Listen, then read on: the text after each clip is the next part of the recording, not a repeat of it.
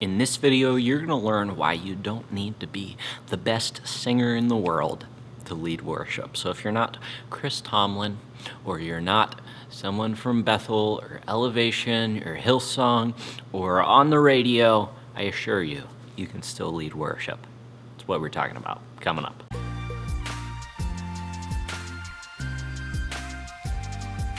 Hey, Spencer here from leadingworshipwell.com. This is the place where we talk about how to lead yourself well, lead your church well, and lead worship well. In this video, we're talking about why you don't need to be the best singer in the world to lead worship. Have you ever felt like that before? Have you ever felt like, hey, maybe I'm not good enough musically, and maybe it's not just singing.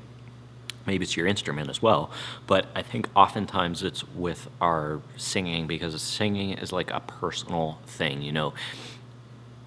Whenever you play an instrument, drums or keyboards or guitar, it's like, I just don't know how to play that instrument well, but there's something personal about our voice where it's like, no, this is like who I am. This is the voice that God gave me. I can't go out and buy a better voice. I could go out and buy more pedals for my guitar, or a new drum set, or some new patches for my keyboard, but I can't buy a better voice. And so there's something personal about our voice, and I think that's why this question or this uncertainty comes up more. But I want to assure you that you don't have to be the best singer in the world to lead worship, and I'm going to share why here in a moment, but I just want you to reflect for yourself. Think about this question. Be honest with yourself. On a scale from 1 to 10, how good is your singing? And you can be honest, maybe your singing is a 10 out of 10. I hear, every time I interact with someone from leading worship well, and I see their live stream of their church, I'm like, these people are amazing singers. So maybe you're just being too harsh on yourself, but everybody that I've met on leading worship well is far and above me as a singer. I'm sure that you've, maybe you haven't watched any of my advanced guitar covers, but go watch one and hear my singing voice. I give myself a 6. I used to be a 3 when I started leading worship, probably literally below average as a singer. But I want to hear from you. What, on a scale from 1 to 10, how good is your singing? Or how bad is your singing? Let me know. I'll talk to you in a second.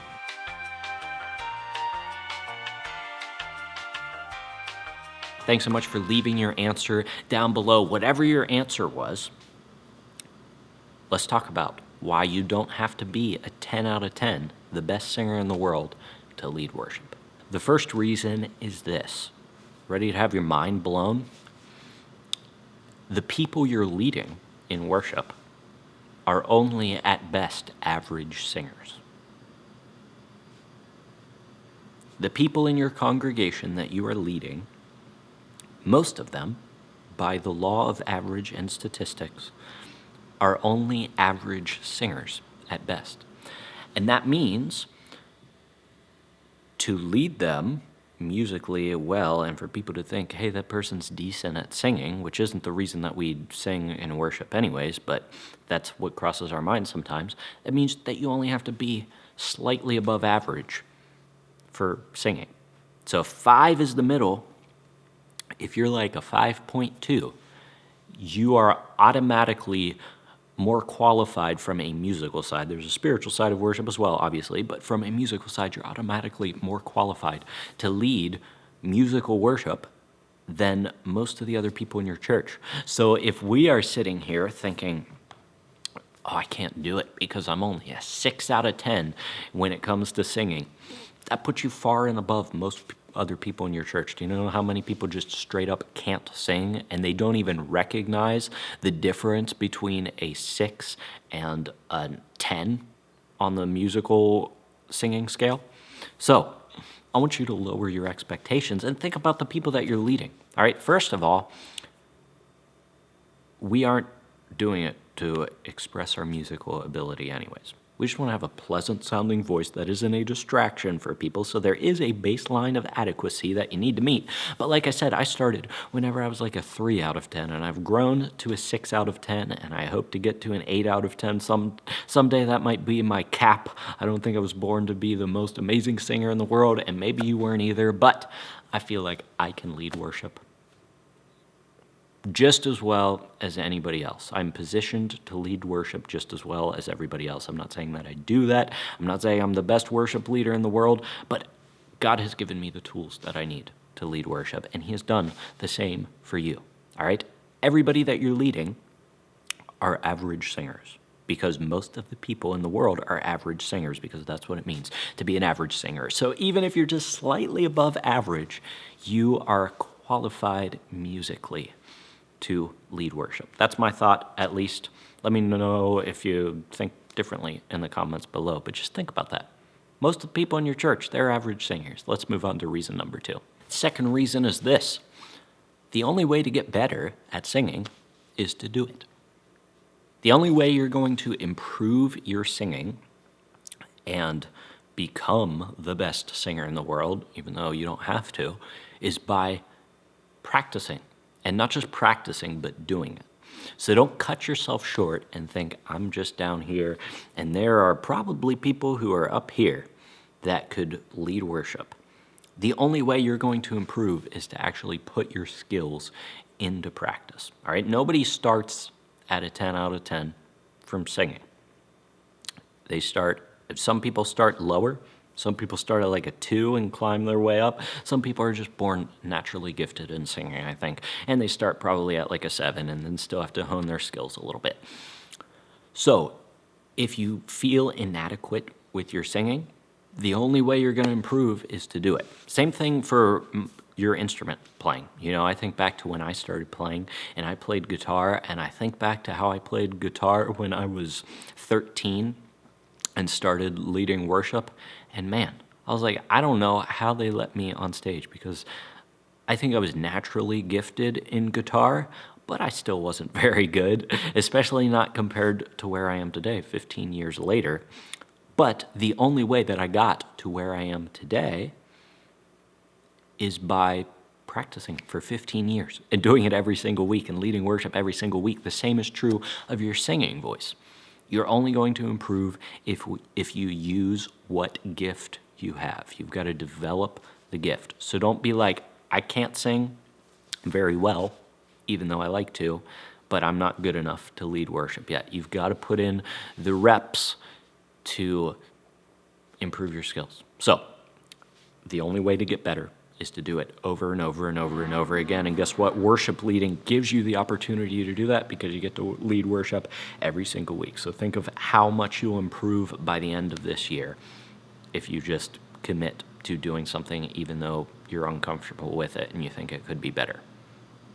You can only get better by using the gift that you have. And finally, number 3, and this is the most important for why you don't have to be the best singer in the world to lead worship, is that leading worship is at most 50% about musical ability. That's all it is. Even if you were the best musician, singer in the world, that doesn't mean you're a worship leader. That means that you could get up in front of your church and play some songs, but that's not what leading worship is. You might sound amazing, but that's only 50% of the responsibility. If that, really. We have a spiritual responsibility to our church. Now, the way that we lead worship is through music, so we want to have some baseline ability of musicianship. But that's not all it is. So that's why you don't need to be the best singer in the world to lead worship. I'm just thinking about the ratios. Let's compare somebody who's the best musician in the world to somebody who is an adequate musician and truly called to lead worship and has crafted their skills in worship leading. Like I said, leading worship, 50% about musical ability. So let's take that worship leader. I put that in quotes because we're assuming they have no worship leading intention or ability. And they step on stage And they are like at a 5 out of 10. If worship leading is 50% musical ability and they're the best they're the best musician in the world, they're at a 5 out of 10. And that's as much as they can go because they aren't leading worship. And really it's probably a 0 out of 10 at that point in worship leading because they can't lead worship anyways if they aren't even trying. But they're at a 5 out of 10. Now let's take you, who is not the best musician in the world. Let's say you're even a 3 out of 10, but you've crafted your worship leading skills and abilities, the spiritual and leadership side of things, not just the musical side of things. Let's say you're at a 3 out of 10, which would, of musical ability. That puts you at 30%. But we stack on top of that the worship leading ability of 50% that you've honed and crafted, the worship leadership side, the spiritual side. Now you're at 80%. I hope that ratio makes sense and opens your eyes that worship leading isn't just about the musical side of things. It's literally 50% at most about musical ability. All that to say, I hope that was encouraging to you if you are like myself and you don't feel like you have the best singing voice, or you know that you don't have the best singing voice in the world. That's okay. You can still be an amazing worship leader because worship leading is not all about music. First of all, the people in your congregation, the people you're leading, they're average singers. Number two, the only way that you're ever going to improve is to do it and practice it over and over again, and worship leading gives you the opportunity to do that as you lead worship every week. And then finally, number three, worship leading is musical about 50%. That's about all that worship leading is 50% musicianship at most, and even more spiritual side of things. So just want to encourage you. If you feel like you aren't a good singer, it's okay. Your church still needs you to lead worship because you're probably better than the rest of them, and who's going to lead them if it's not you? Some amazing singer is not going to step in your church tomorrow.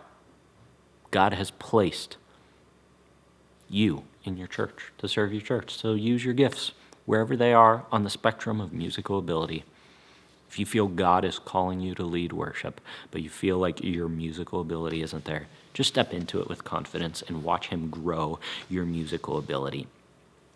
Speaking of improving in worship leading, I want to make sure to point you to the free audio training that I put together. I've linked it down in the description below. It's called 5 Tips to Instantly Improve Your Worship Leading. And guess what? None of them have to do with musicianship, because leading worship isn't really about music at the end of the day.